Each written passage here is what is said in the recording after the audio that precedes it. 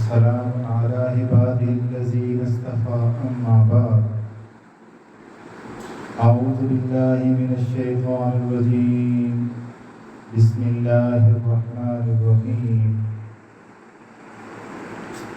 من يطع الرسول فقد أطاع الله وقال الله تعالى في مقام آخر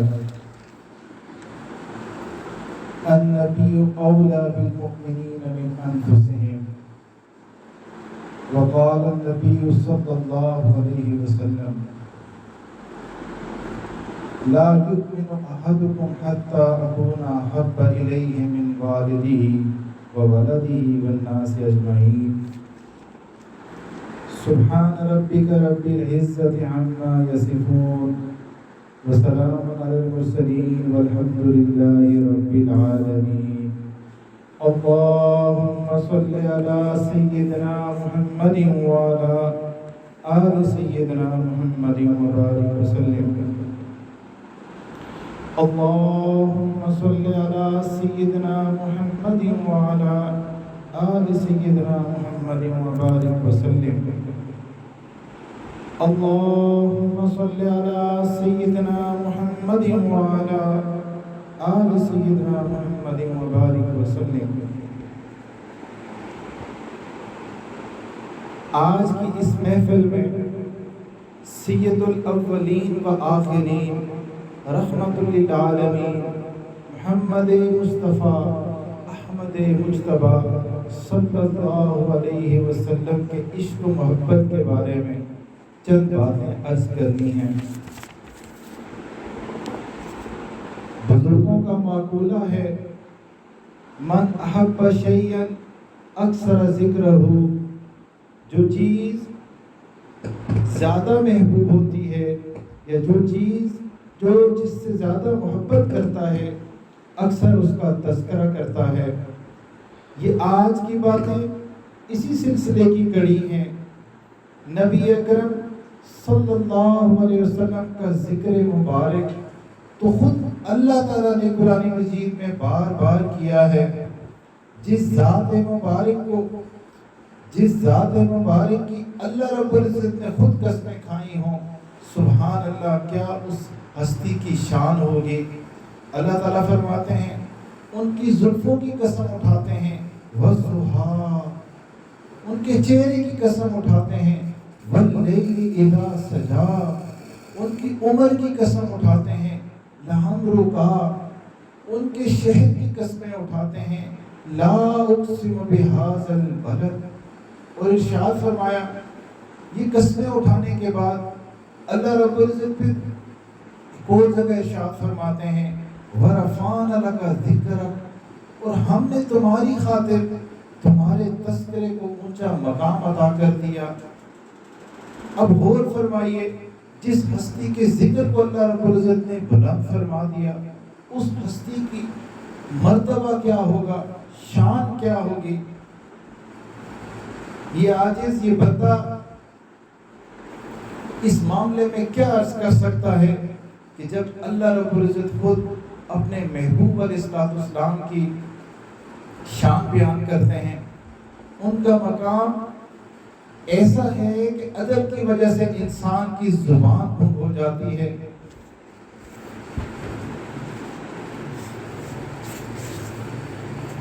تاہم کسی غلام کے لیے اپنے آقا کا ذکر مبارک کرنا ایک شہادت ہوتی ہے۔ ان شہادت مندوں کی فہرست میں ہم اپنا نام بھی لکھوا لیتے ہیں۔ اسی وجہ سے یہ عاجز اس عنوان پہ کچھ آج بات کرے گا۔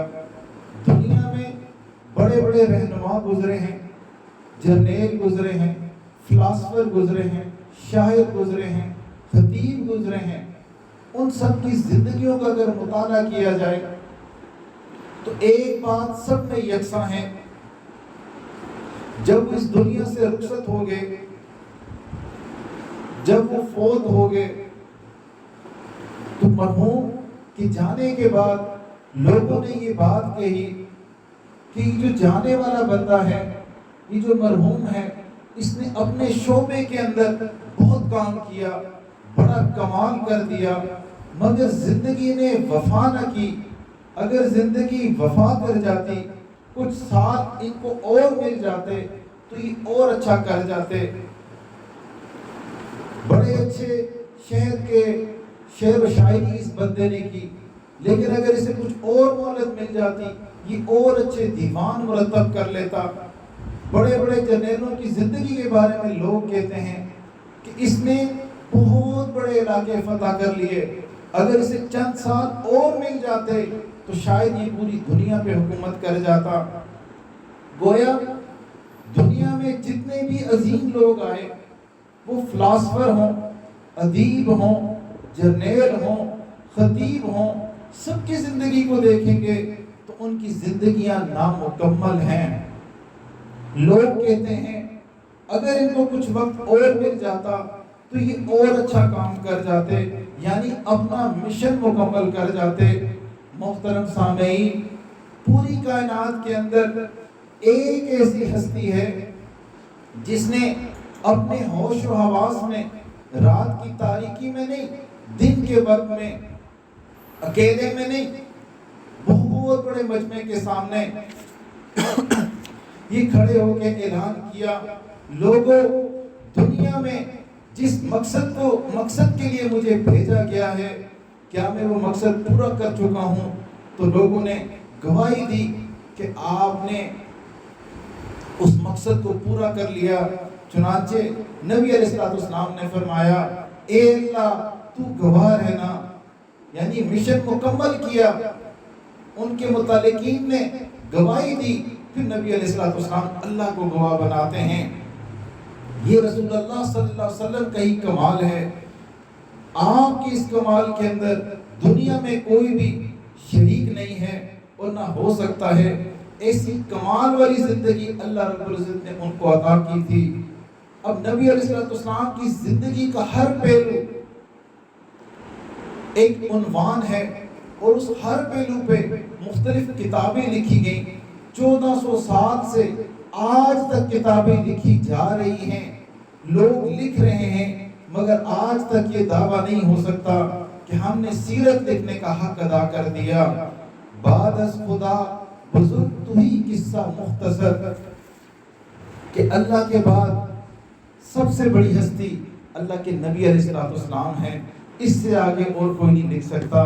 یہ سیرت کا موضوع ایسا ہے، لوگ اس پہ قیامت تک لکھتے رہیں گے. کتاب فطرت کے سر ورق پر جو نام احمد رقم نہ ہوتا تو نقش ہستی ابھر نہ سکتی.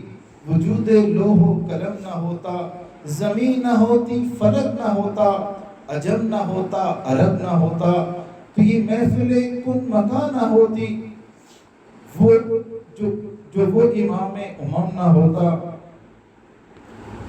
رسول مصطفیٰ کہیے، محمد مصطفیٰ کہیے، خدا کے بعد بس وہی ہیں، پھر اس کے بعد کیا کہیے. شریعت کا ہے یہ اسرار ختم الانبیاء کہیے، محبت کا تقاضا ہے کہ محبوب خدا کہیے. جبی و روح محمد کی تجلی ہے، جسے شمس الضحیٰ کہیے، بدر الدجا کہیے. جب ان کا ذکر ہو دنیا گوش بن جائے، جب ان کا نام آ جائے مرحبا صلی اللہ کہیے. جس چمن میں حضور میرے جا کے زلفاں کھولیاں، لے چلی باد صبا خوشبو کی بھر بھر جولیاں. کوئی ہمیں ملے یا نہ ملے، بس مصطفیٰ ملے، وہ شے ملے جس کے ملنے سے خدا ملے. نبی علیہ السلام کے ساتھ محبت عشق رکھنے والے حضرات کروڑوں میں ہیں، کروڑوں میں گزرے ہیں، پر ہر مسلمان آدمی جس نے کلمہ پڑھا ہے اس کے دل کے اندر نبی علیہ السلام کی سچی محبت کا ہونا ضروری ہے. محمد کی غلامی دین حق کی شرط اول ہے، کچھ حامی تو سب کچھ نامکمل ہے۔ لہذا عشق مصطفیٰ ایمان والوں کے لیے سرمایہ حیات ہے۔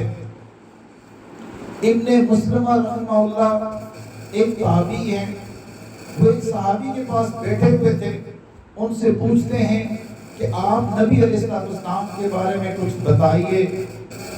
تو انہوں نے بڑی محبت سے آپ کا حلیہ مبارک بیان فرمایا۔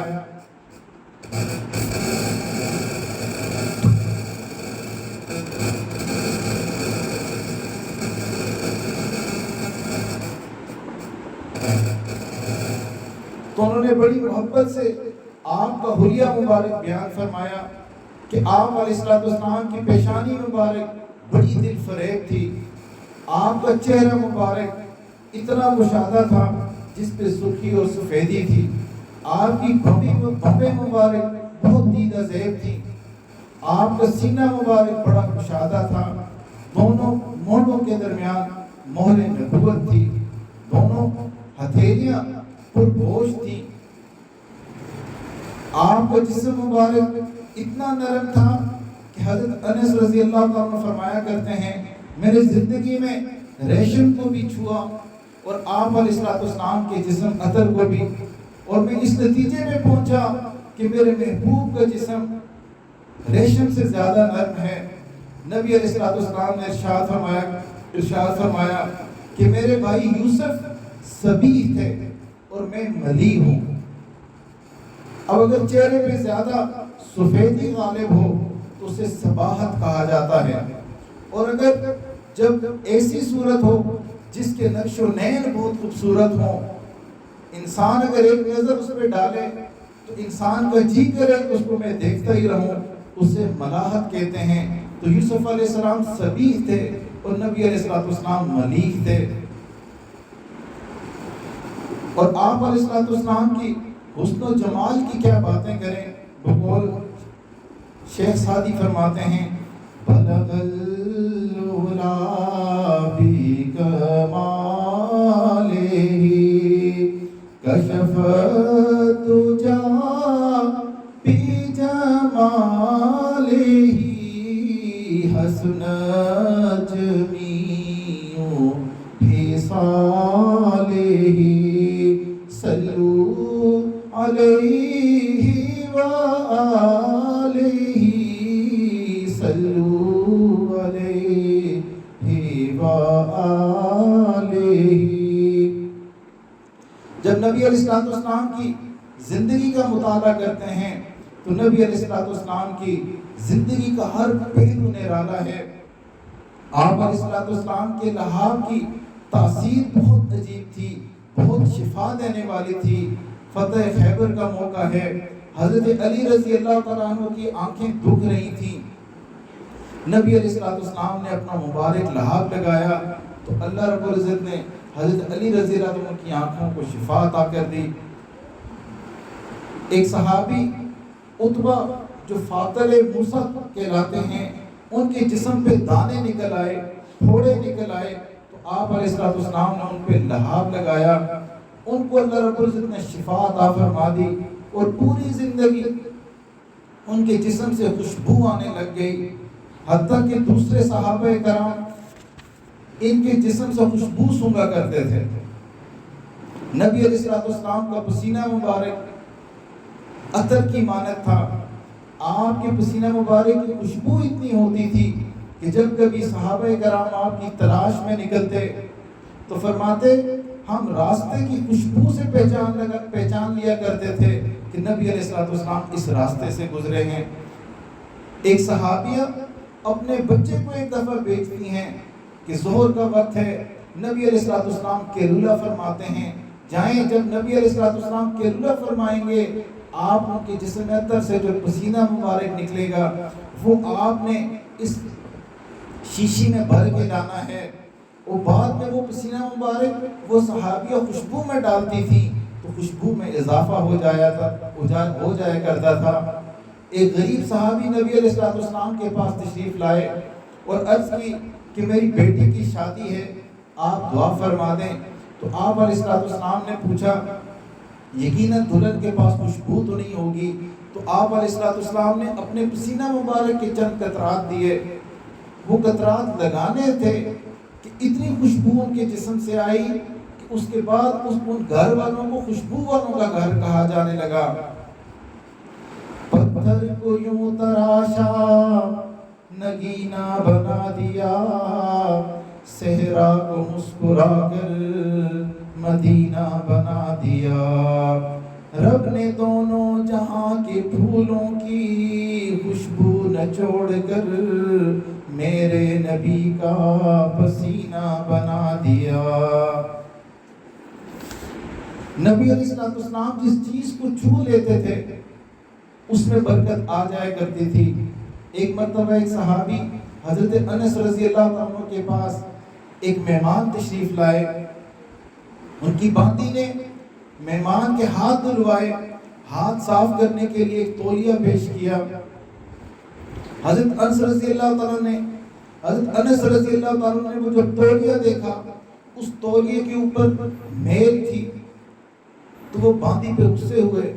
مہمان کا اکرام ہے، یہ تولیہ تو گندا ہے. وہ باندی نے تولیہ لیا، کہا جی مجھے تھوڑا سا وقت دے دیں. مہمان کے سامنے بھاگتی ہوئی گئی. صحن کے اندر تندور جل رہا تھا، وہ تولیہ اس تندور کے اندر ڈال دیا اور تھوڑی دیر کے بعد اس جلتے ہوئے تندور سے وہ تولیہ نکال لیا. تولیہ خشک بھی ہو گیا اور گرم بھی ہو گیا. وہ تولیہ لایا گیا، مہمان کو دیا گیا. مہمان نے ہاتھ صاف کیے، ساتھ تعجب کا اظہار کیا، یہ کیا معاملہ ہے؟ تولیہ تندور میں ڈالا گیا، تندور کے اندر آگ جل رہی تھی، تندور کے اندر آگ جل رہی تھی تو وہ تولیہ تو جلنا چاہیے تھا لیکن وہ جلا نہیں. تو پھر حضرت انس رضی اللہ عنہ نے فرمایا کہ ایک دفعہ نبی علیہ السلام میرے مہمان بنے تھے، انہوں نے اپنے مبارک ہاتھ اس تولیے سے صاف کیے تھے. اس کے بعد اس تولیے میں یہ خوبی پیدا ہو گئی کہ اس کو آگ نہیں جلاتی تھی. آج جب بھی ہم تولیے کو دھونے لگتے ہیں تو ہم اس تولیے کو آگ میں ڈال دیتے ہیں. تولیے کے اوپر جو میل ہوتی ہے وہ آگ کھا لیتی ہے اور تولیہ ہمیں صاف ستھرا باہر مل جاتا ہے. ایک دفعہ خاتون جنت حضرت بی بی فاطمہ رضی اللہ تعالیٰ عنہ روٹیاں لگا رہی تھی تو نبی علیہ السلام بھی وہاں موجود تھے. انہوں نے بھی اپنی بیٹی سے کہا کہ لائیں میں بھی 2 روٹیاں بنا دوں. نبی علیہ السلام نے 2 روٹی کے پیڑے بنائے، اس کی روٹی لگوا کے روٹی بنا کے تندور میں لگوائی گئی. تھوڑی دیر کے بعد خاتون جنت حیران ہیں، اپنے ابا حضور سے عرض کرتی ہیں ساری روٹیاں پک گئیں، 2 روٹیاں نہیں پک رہی. تو نبی علیہ السلام نے فرمایا یقیناً یہ وہ روٹیاں ہوں گی کہ جن کو میں نے بنایا. نبی علیہ السلام کا ہاتھ لگتا تھا، آگ ان روٹیوں کو بھی جلاتی نہیں تھی. کھجور کا درخت سالوں وقت لیتا ہے پھل دینے کے لیے. نبی علیہ السلام نے ایک دفعہ کھجور کا باغ لگایا، درخت لگائے تو اللہ کی شان اسی سال اس کھجور نے پھل دیا. ایک صحابی حضرت زید بن جابر رضی اللہ تعالیٰ عنہ ایک غزوہ کے موقع پہ جا رہے تھے. نبی علیہ السلام نے دیکھا کہ ان کی سواری تیز نہیں چل رہی تو نبی علیہ السلام نے اپنے مبارک عصا مبارک اس سواری کو لگایا. وہ سواری اتنی تیز ہو گئی کہ وہ قافلے سے آگے نکل گئی. ام عمارہ رضی اللہ تعالیٰ عنہ ایک صحابیہ ہیں. صلح حدیبیہ کے موقع کے اوپر جب نبی علیہ السلام نے اپنے منہ مبارک اپنے بال سب میں تقسیم کیے تو اس صحابیہ کے حصے میں بھی آئے. تو یہ صحابیہ ان بالوں کو پانی کے اندر ڈال کے اپنے جانوروں کو وہ پانی پلایا کرتی اور جو جانور بیمار ہوتے ان کو شفا مل جاتی.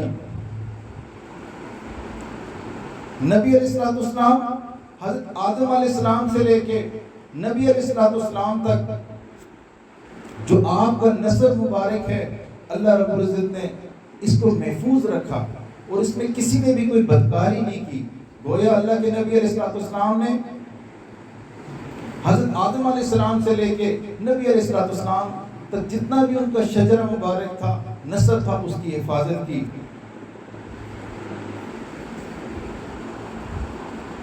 اللہ رب العزت نے نبی علیہ السلام کو ایسی زندگی عطا کی تھی کہ ان کے جو دشمن تھے وہ بھی آپ کی تعریف کرتے تھے، کفار مکہ بھی آپ کو صادق اور امین کہا کرتے تھے۔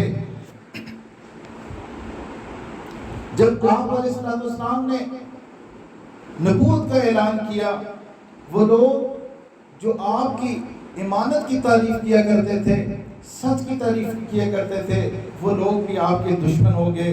اور دلیل پوچھی کہ آپ کی نبوت کی کیا دلیل ہے، تو نبی علیہ السلام نے عجیب اعلان فرمایا، فَقَدْ لَبِثْتُ فِيكُمْ عُمْرًا مِّن قَبْلِهِ۔ عجیب بات فرمائی، عجیب دلیل پیش کی، آج تک کوئی انسان یہ دلیل نہیں دے سکتا۔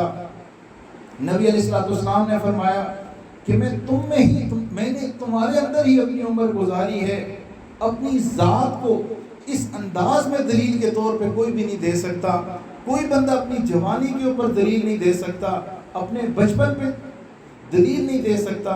نبی علیہ السلام کی کیا مبارک زندگی تھی، جن لوگوں میں 40 سال رہے، کفر کے معاشرے میں 40 سال رہے، لیکن جب دلیل کی باری آئی ان کو کہا، عقل کے اندھو، میں نے تمہارے اندر ہی تو زندگی گزاری ہے، میری زندگی کو تو دیکھو، تم ہی مجھے صادق اور امین کہتے ہو اور مجھ سے تم نبوت کی دلیل مانگتے ہو۔ تو نبی علیہ السلام نے اپنی زندگی کے 40 سال دلیل کے طور پہ پیش کر دیے۔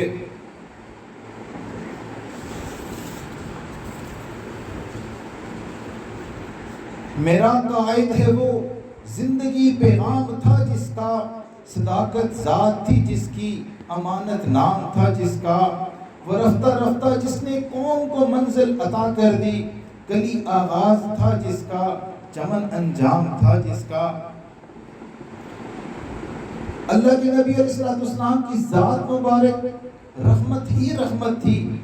اللہ تعالیٰ نے ارشاد فرمایا، وَمَا أَرْسَلْنَاكَ إِلَّا رَحْمَةً لِلْعَالَمِينَ، اے پیغمبر ہم نے تمہیں سارے جہانوں کے لیے رحمت ہی رحمت بنا کے بھیجا۔ چنانچہ آپ علیہ السلام سے دنیا کی ہر مخلوق نے رحمت میں اپنا حصہ پایا، انسانوں کے لیے رحمت بن کے آئے۔ آپ کی رحمت سے انسانوں نے بھرپور فائدہ اٹھایا۔ آپ علیہ السلام نے دعا فرمائی، اے اللہ میرے بعد امت پہ کوئی ایسا عذاب نہ آئے جیسا پہلی امتوں پہ آیا۔ اللہ رب العزت نے یہ دعا قبول کر لی، ورنہ آج ہمارے حالات ایسے ہیں، پتہ نہیں ہمارے شکلیں کیسی ہوتی، ہم کس طرح زندگی گزارتے۔ یہ محض اللہ کے نبی علیہ السلام کی اس دعا کی برکت ہے کہ آج ہم انسانوں والی صورت میں پھر رہے ہیں، اتنی بغاوتیں کر کے بھی ہم عزتوں والی زندگی گزار رہے ہیں۔ اللہ کے نبی علیہ السلام سے جانوروں نے بھی فائدہ اٹھایا، ان کی رحمت سے جانوروں نے بھی فائدہ اٹھایا۔ ایک اونٹ کا واقعہ میں عرض کر دیتا ہوں۔ آپ علیہ السلام ایک دفعہ باغ میں تشریف لے گئے تو ایک اونٹ بلاتا ہوا آپ کے قدموں میں آیا۔ آپ نے اس کے مالک کو بلا کے فرمایا، یہ بے زبان جانور ہے، تمہیں چاہیے اس کے ساتھ نرمی کرو، یہ مجھ سے شکایت لگا رہا ہے کہ میرا مالک مجھ سے کام زیادہ لیتا ہے اور کھانا مجھے کم دیتا ہے۔ سبحان اللہ۔ جانور بھی نبی علیہ السلام سے شکایت لگایا کرتے تھے، اپنی تکلیف بیان کیا کرتے تھے۔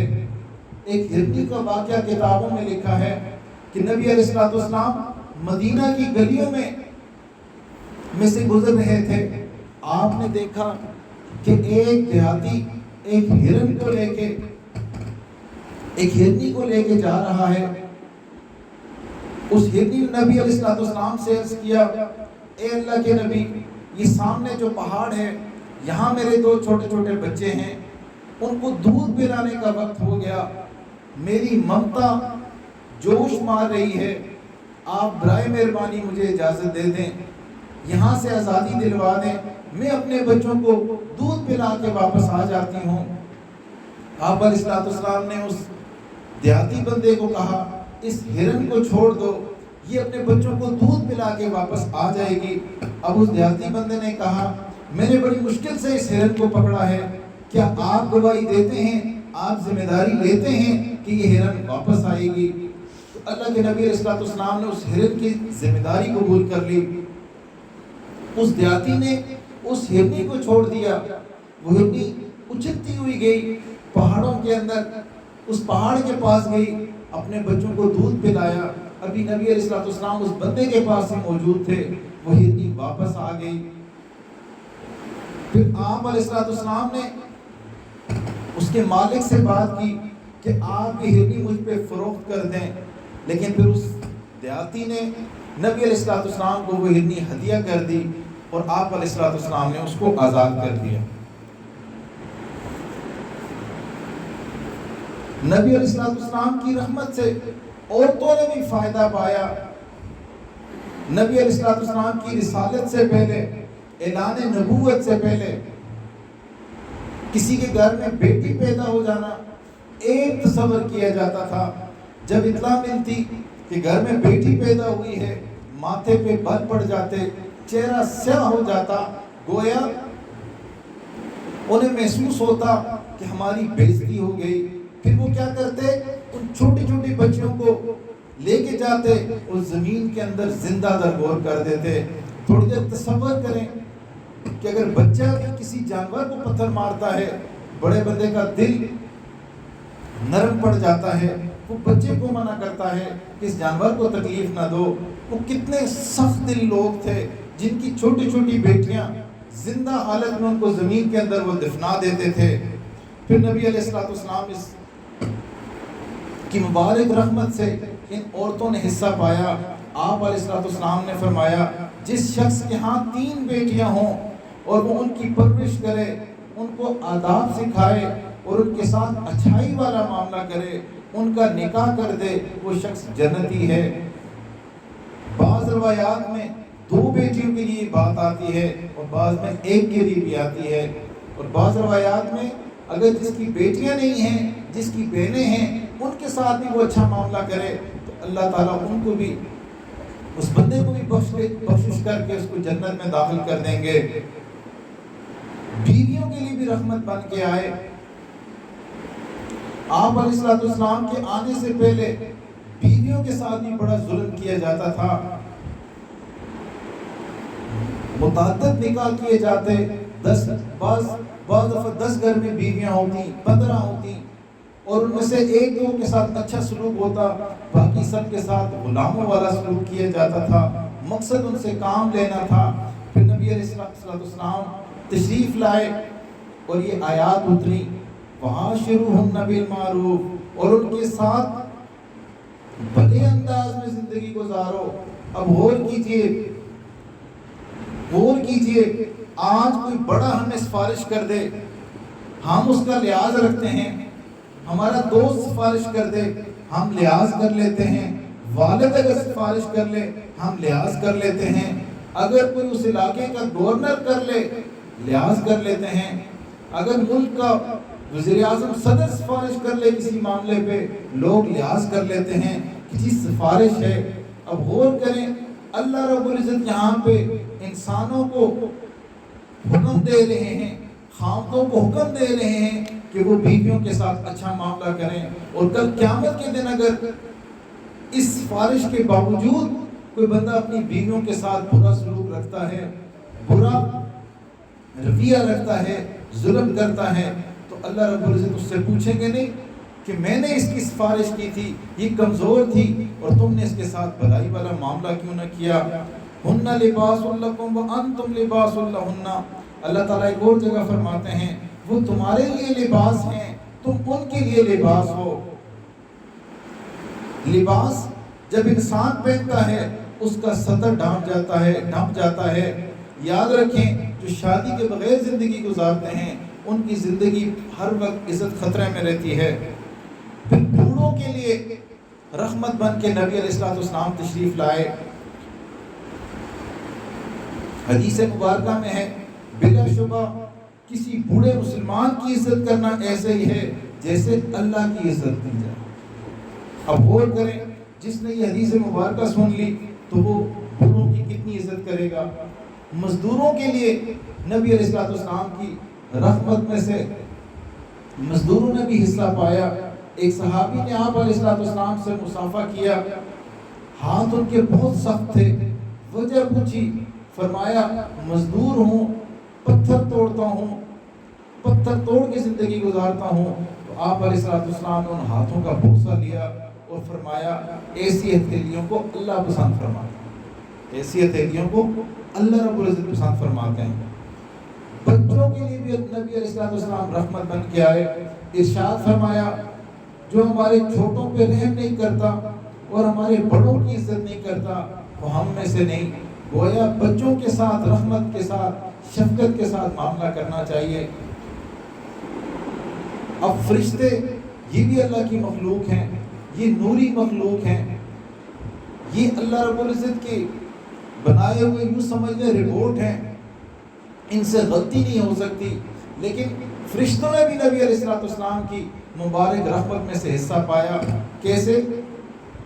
آپ علیہ السلام نے ایک مرتبہ حضرت جبرائیل علیہ السلام سے پوچھا، جبرائیل کیا آپ نے بھی میری رحمت میں سے حصہ پایا؟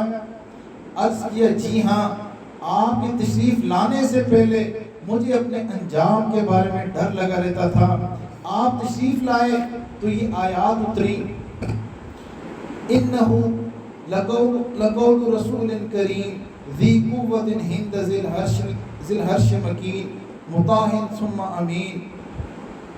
یقینی طور پہ ایک معزز فرشتے کا لایا ہوا یہ کلام ہے، قرآن کے بارے میں اللہ رب العزت فرماتے ہیں جو قوت والا ہے۔ یہ حضرت جبرائیل علیہ السلام کی صرف بیان ہو رہی ہے، جس کا عرش والے کے ہاں بڑا مرتبہ ہے اور اس کی بات وہاں مانی جاتی ہے، وہ امانت دار ہے۔ جب یہ آیات اتری تو حضرت جبرائیل علیہ السلام مطمئن ہوئے کہ میرا خاتمہ خیر پہ ہوگا۔ اب غور کریں، انسانوں نے، جانوروں نے، عورتوں نے، بزرگوں نے، ہر ایک نے نبی علیہ السلام کی مبارک رحمت میں سے حصہ پایا، حتیٰ کہ نبی علیہ السلام کی دشمنوں نے بھی نبی علیہ السلام کی رحمت میں سے حصہ پایا۔ فتح مکہ کا موقع ہے، مشرکین مکہ سے نبی علیہ السلام بدلہ لے سکتے تھے۔ مشرکین مکہ کون تھے؟ جنہوں نے نبی علیہ السلام کو ستایا، کبھی آپ پہ اوجری ڈال دی، کبھی آپ کو نماز نہ پڑھنے دیا، نماز نہیں پڑھنے دی، کبھی بیت اللہ جانے سے روک دیا، مسلمانوں کو طرح طرح کی مشقتیں ڈھائیں، حتیٰ کہ حضرت بلال رضی اللہ تعالیٰ عنہ کو انگاروں پہ لٹا دیا جاتا، عجیب عجیب سزائیں دی گئیں، عجیب عجیب تکلیف دی گئیں، لیکن قربان جائیں نبی علیہ السلام پہ۔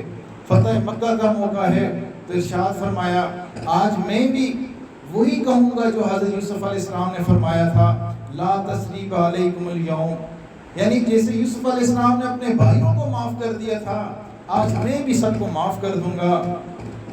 آج آپ سب سے کوئی مواخذہ نہیں ہے۔ قربان جائیں نبی علیہ السلام کی رحمت پہ، کیسے رحمت والے نبی اللہ رب العزت نے ہمیں عطا فرمائے۔ ایک شاعر نے کیا خوب نبی علیہ السلام کی رحمت پہ بات کی ہے، جو آسی کو کملی میں اپنی چھپا لے، جو دشمن کو بھی زخم کھا کے دوا دے، اسے اور کیا نام دے گا زمانہ، وہ رحمت نہیں تو پھر اور کیا ہے۔ عجب چیز ہے عشق شاہ مدینہ، یہی تو ہے عشق حقیقی کا زینہ، ہے مخمور اس عشق سے جس کا سینہ، اسی کا ہے مرنا اسی کا ہے جینا۔ سلام اس پر جس نے بے کسوں کی دستگیری کی، سلام اس پر جس نے بادشاہی میں فقیری کی، سلام اس پر جس کے گھر پر چاندی تھی نہ سونا تھا، سلام اس پر کہ ٹوٹا بوریا جس کا بچھونا تھا، سلام اس پر جو بھوکا رہ کے اوروں کو کھلاتا تھا، سلام اس پر جو سچائی کی خاطر دکھ اٹھاتا تھا، سلام اس پر جو فرش خاک پہ جھاڑے میں سوتا تھا، سلام اس پر جو امت کے لیے راتوں کو روتا تھا، سلام اس پر جس نے فضل کے موتی بکھیرے ہیں، سلام اس پر بروں کو جس نے کہا تم میرے ہو. سبحان اللہ. کیسی کریم ہستی، کیسی رحمت والی ہستی. اور ہم کتنے خوش قسمت ہیں کہ اللہ تعالیٰ نے ہمیں اس رحیم رحم کرنے والے محبوب نبی علیہ السلام کا امتی بنایا. اللہ تعالیٰ سے دعا ہے اللہ تعالیٰ ہمیں بھی عشق رسول عطا فرما دیں، نبی علیہ السلام کی کامل اتباع عطا فرما دیں. اتنی نعمتیں اللہ رب العزت نے ہمیں عطا فرمائی. ہم نے کوئی درخواست تو نہیں دی تھی کہ ہمیں انسان بنایا جاتا. اللہ رب العزت نے کرم فرما کے ہمیں انسان بنا دیا. ہم نے کوئی درخواست تو نہیں دی تھی کہ اے اللہ ہمیں اپنے محبوب کا امتی بنا دیجئے. اللہ رب العزت نے فضل فرمایا، اللہ رب العزت نے فضل فرمایا اور ہمیں نبی علیہ السلام کا امتی بنایا.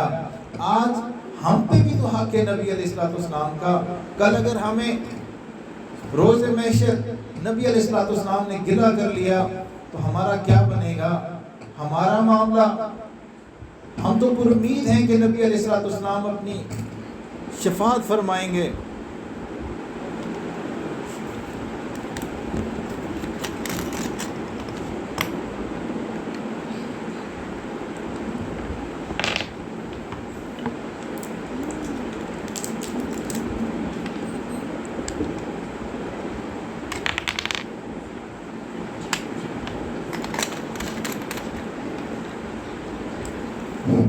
ہم تو پر امید ہیں کہ اللہ رب العزت کی فضل سے اللہ کے نبی علیہ السلام ہماری شفاعت فرمائیں گے، ہمارا معاملہ بن جائے گا.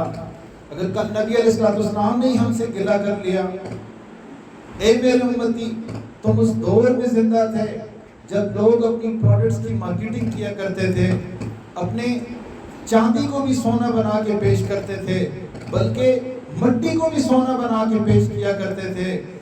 او میرے امتی تمہارے پاس تو میری سنتیں تھیں، تمہارے پاس تو قرآن مجید تھا، تم نے کیوں نہ محنت کی، تم نے پوری دنیا میں یہ پیغام کیوں نہ پہنچایا؟ تو اس وقت ہم کیا جواب دیں گے؟ یہ ایک لمحہ فکریہ ہے ہر بندے کے لیے. ہر بندہ سوچے کہ ہم زندگی کی ہماری سمت کیا ہے. آج ہمیں پسند ہے تو غیروں کا طریقہ، انداز پسند ہے تو غیروں کا، کھانے کا انداز پسند ہے تو غیروں کا، لباس پسند ہے تو غیروں کا. تو ہمارا کیا بنے گا اگر ہم نے زندگی کی سمت درست نہ کی؟ اللہ رب العزت سے دعا ہے اللہ تعالیٰ ہمیں صحیح معنوں میں عشق رسول عطا فرما دیں، اتباع سنت عطا فرما دیں. وآخر دعوانا الحمدللہ رب العالمین. توبہ کی نیت کر لیتے ہیں. میں بھی توبہ کی نیت کرتا ہوں، آپ بھی توبہ کی نیت کر لیں.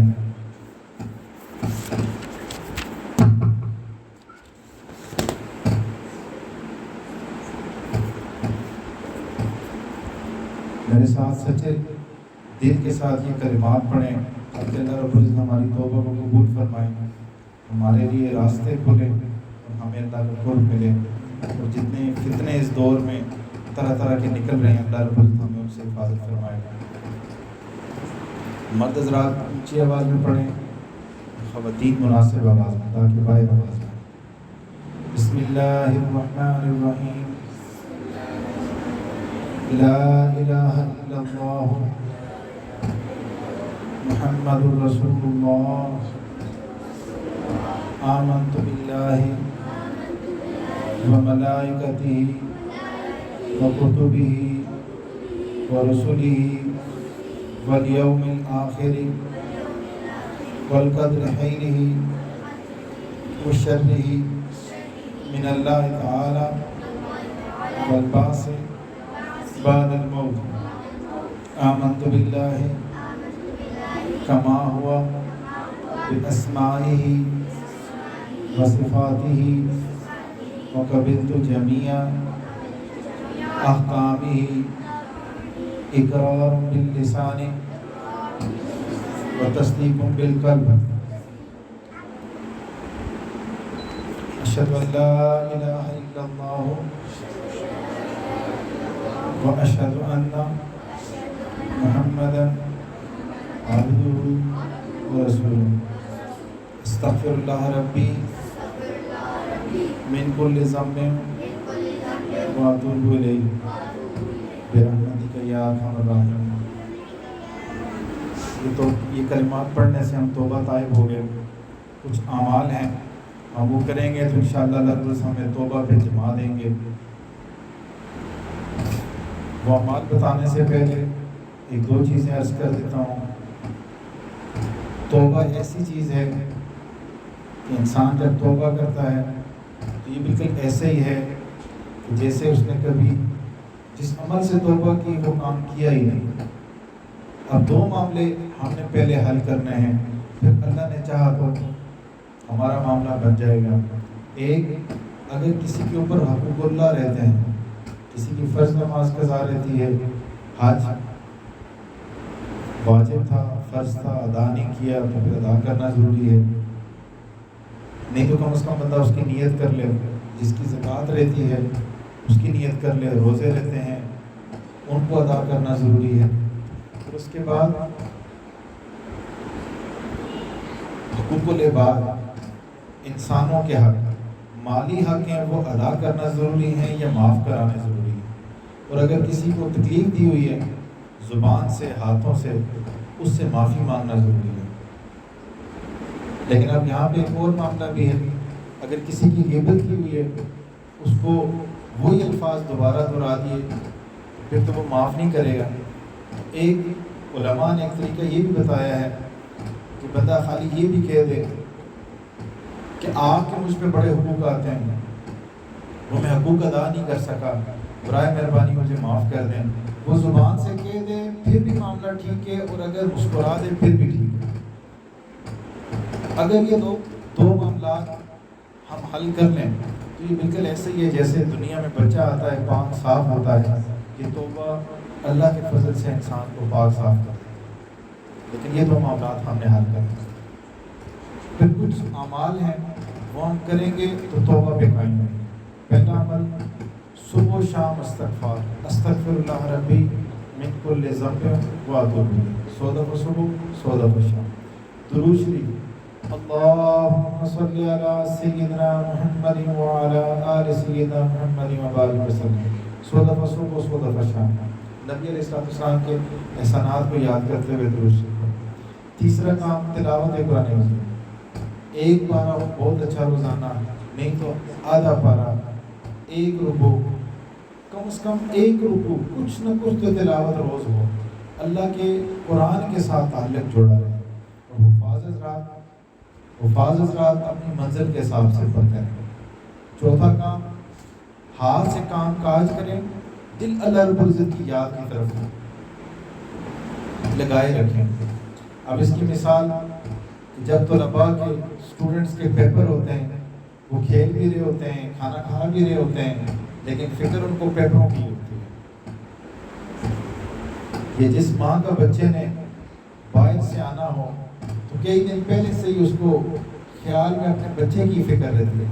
تو ہم لوگ بھی اپنے ہاتھ سے کام کاج کریں، جاب کرنے والے جاب کریں، بزنس کرنے والے بزنس کریں، پڑھنے والے اپنا پڑھیں، لیکن اپنی توجہ کو کوشش کریں کہ اللہ رب العزت کی طرف توجہ رکھیں۔ اس کا ایک آسان طریقہ بھی لکھا ہے مشائخ نے کہ تمام اعمال جتنی بھی ہماری زندگی کے افعال ہیں ان کو سنت کے مطابق کریں اور مسنون دعائیں وہاں پہ پڑھیں، مسنون دعائیں پڑھیں۔ گھر میں داخل ہونے کی دعا، گھر سے نکلنے کی دعا، واش روم جانے کی، باہر آنے کی، وضو کی دعا، کھانا کھانے کی دعا، کھانے کے بعد کی دعا، پانی پینے کی سنتے ہیں۔ گویا اپنی زندگی کو جب ہوش کے ساتھ بندہ مسنون دعائیں پڑھنا شروع کر دیتا ہے تو پھر حقوق قلبی آسان ہو جاتی ہے۔ حقوق قلبی کا دوسرا مطلب کہ ہر وقت ہر لمحہ بندہ جاگتا رہے، دل پہ نگرانی کرتا رہے۔ پانچواں کام مراقبہ، یہ اینٹی بایوٹک کی مانند ہے۔ اس کا کیا طریقہ ہے؟ صبح و شام نماز کے بعد کوئی وقت متعین کر لیں، کسی کے پاس صبح و شام وقت نہیں ہے تو وہ کوئی اور وقت متعین کر لیں، قبلہ رو ہو کے بیٹھ جائے، آلتی پالتی یا تشہد کی صورت میں۔ اگر کسی کو گھٹنوں کا مسئلہ ہے کرسی پہ بیٹھ جائے، صوفے پہ بیٹھ جائے، قبلہ رو ہو کے اپنی آنکھوں کو بند کر دے، اس سے آسانی ہو جاتی ہے۔ اور خیال سے یہ نیت کریں، زبان سے نہیں، نیت کا تعلق دل کے ساتھ ہے۔ دل میں یہ نیت کرنی ہے اللہ کی رحمت آ رہی ہے، میرے دل میں سما رہی ہے، میرے دل کی بیماریاں کٹ کٹ کے گر رہی ہیں، میرا دل روشن ہو رہا ہے، اور شکریہ کے طور پہ کہہ رہا ہے اللہ اللہ، اور میں سن رہا ہوں۔ بس یہ نیت کر کے بیٹھ جانا، دل پہ زور نہیں لگانا کہ تم اللہ اللہ کرو، وقت آنے پہ وہ اللہ اللہ بھی کرے گا اور سنائی بھی دے گا، زندگی میں تبدیلیاں بھی آنی شروع ہو جائیں گی۔ آنکھیں عباس حضرات کوشش کرتے ہیں کہ زور لگائیں دل پہ، یہ غلط طریقہ ہے، اور پھر تھوڑی دیر سے زیادہ بندہ آنکھیں بند نہیں کر سکتا۔ دوسرا مشکل مسئلہ کیا ہوتا ہے؟ انسان جیسے آنکھیں بند کرتا ہے اس کو اس کا ماضی کے خیالات آنے شروع ہو جاتے ہیں، وہ اور پریشان ہو جاتا ہے، جی گزرے واقعات آ رہے ہیں میرے ذہن میں۔ وجہ یہ ہوتی ہے جب اللہ رب العزت کے نام کی ضربیں لگ رہی ہوتی ہیں دل کے اوپر، جو کچھ دل میں بھرا ہوا ہوتا ہے وہ نکلنا شروع ہو جاتا ہے۔ اب وہ جو انجینئر ہے اس میں انجینئرنگ کے خیال آئیں گے، جو ڈاکٹر ہے اس کو ڈاکٹری کے خیال آئیں گے، جو ٹیچر ہے اس کو وہ خیال آئیں گے، جو اسٹوڈنٹ ہے اس کو وہ خیال آئیں گے۔ لیکن ایک وقت آتا ہے، مثال کے طور پر پہلے 1000 خیال تھے، پھر 500 ہوتے ہیں، 400 ہوتے ہیں، آہستہ آہستہ پھر اللہ رب العزت وہ وقت بھی دکھا دیتے ہیں جب انسان آنکھیں بند کرتا ہے، اللہ رب العزت کے ساتھ تار جڑ جاتی ہے، پھر اللہ کے ذکر کی لذت آنی شروع ہو جاتی ہے، پھر شریعت پہ چلنا آسان ہو جاتا ہے۔ لیکن اس کے لیے محنت کی ضرورت ہے۔ یہ دنیا عالم خلق ہے، یہاں پہ جیسے ایک چھوٹا سا بچہ تدریجاً بڑا ہوتا ہے، 1 سال کا، پھر 2 سال کا، پھر 10 سال کا، اس کے بعد کڑیل جوان بن جاتا ہے، پھر اس کے بعد وہ بوڑھا ہوتا ہے۔ جیسے دنیا کے باقی معاملات ہیں اسی طرح یہ معاملہ بھی اسی طرح ہے، وقت لگتا ہے اس پہ، بعض دفعہ 6 مہینے لگتے ہیں، 8 مہینے لگتے ہیں، 1 سال لگتا ہے، لیکن جب اللہ رب العزت کے ساتھ تعلق رکھنا ہے تو پھر انسان یہ مشقت برداشت کرتا ہے۔ دیکھیں اگر کوئی بندہ پرائم منسٹر سے ملنے چلا جائے، پریزیڈنٹ سے ملنے چلا جائے، وہ لوگ بھی چاہتے ہیں کہ آگے باہر ویٹنگ روم میں انتظار کریں، انتظار کرواتے ہیں، پھر اس کے بعد ملاقات ہوتی ہے۔ تو ہم کس ذات کے ساتھ تعلق رکھنا چاہتے ہیں، ہم کس ذات کے ساتھ دوستی رکھنا چاہتے ہیں، وہ ذات شہنشاہ حقیقی ہے، تو ہمیں اس انتظار میں بیٹھنا پڑے گا۔ جب اللہ کا کرم، اللہ کی رحمت متوجہ ہو جاتی ہے، پھر انسان کا دل بدلتا ہے، پھر ایسا دل بدلتا ہے کہ اس کو بھی سمجھ آ جاتی ہے کہ میرا دل بدل گیا، پھر انسان کو شریعت پہ چلنا آسان ہو جاتا ہے، ہر عمل شریعت کے مطابق کرنا آسان ہو جاتا ہے، اس کی زندگی میں شریعت کی برکات آنی شروع ہو جاتی ہے۔ تھوڑی دیر ہم اس کا مراقبہ کی مشق کر لیتے ہیں۔ اس میں آپ لوگوں کو پڑھنے کی ضرورت نہیں ہے، اگر میں کو پڑھوں تو وہ خالی معاونت کے طور پہ، کہ بعض دفعہ نئے ساتھی زیادہ دیر آنکھیں بند نہیں کر سکتے، تو اپنی آنکھوں کو بند کر دیجیے، اپنے سر کو جھکا دیجیے، توجہ کو سمیٹ کے دل کے اوپر لگا دیجیے، خیال سے یہ نیت کریں کہ اللہ کی رحمت آ رہی ہے، میرے دل میں سما رہی ہے، میرے دل کی بیماریاں کٹ کٹ کے گر رہی ہیں، میرا دل روشن ہو رہا ہے، شکریہ کے طور پہ کہہ رہا ہے اللہ اللہ، اور میں سن رہا ہوں۔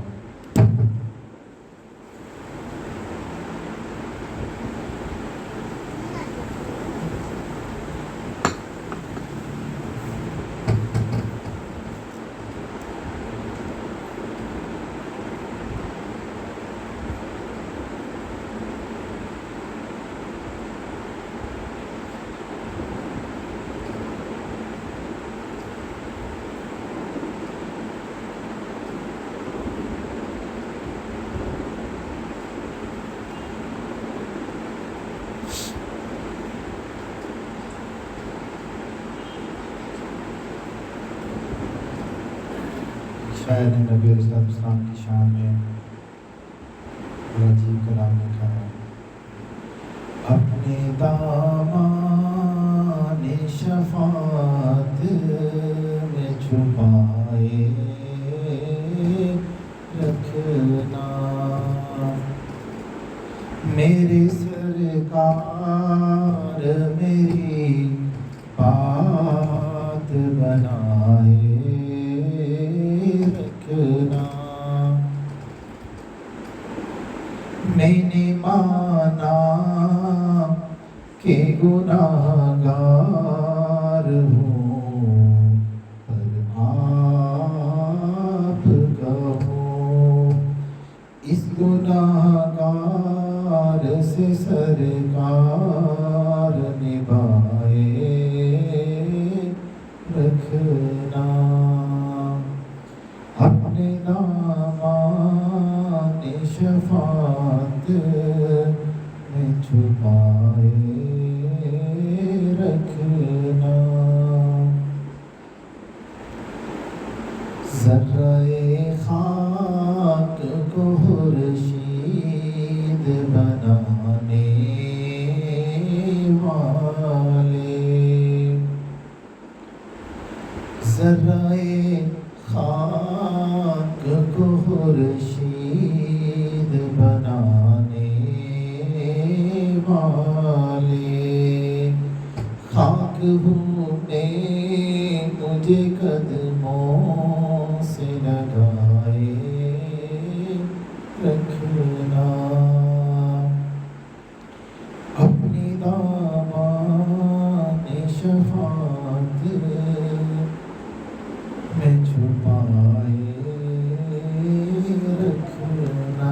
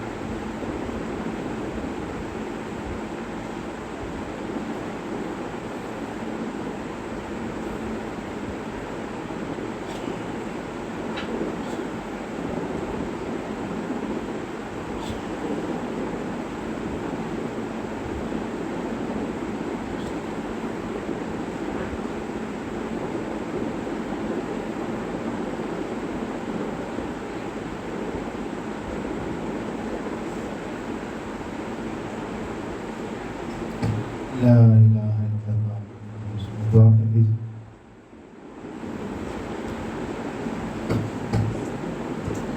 سبحان ربی الاعلی الوہاب، اللہم صلی علی سیدنا محمد وعلی آل سیدنا محمد وبارک وسلم۔ اے اللہ ہم آپ کے عاجز مسکین بندے ہیں، اللہ ہم پہ رحم فرما دیجئے، کرم فرما دیجئے، فضل فرما دیجئے۔ اللہ ہم بظاہر آپ کے بندے ہیں، حقیقت میں انتہائی گندے ہیں، اے میرے مولا ہم پہ رحم فرما دیجئے۔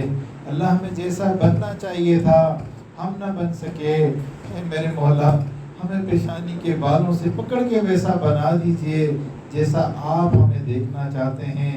اللہ ہم کمزور ہیں، آپ قوی ہیں، اللہ ہماری مدد فرما دیجئے، اللہ ہماری مدد فرما دیجئے، اللہ ہمارے سارے گناہوں کو معاف فرما دیجئے، اللہ جو صغیرہ گناہ ہیں ان کو بھی معاف فرما دیجئے، اللہ جو کبیرہ گناہ ہیں ان کو بھی معاف فرما دیجئے۔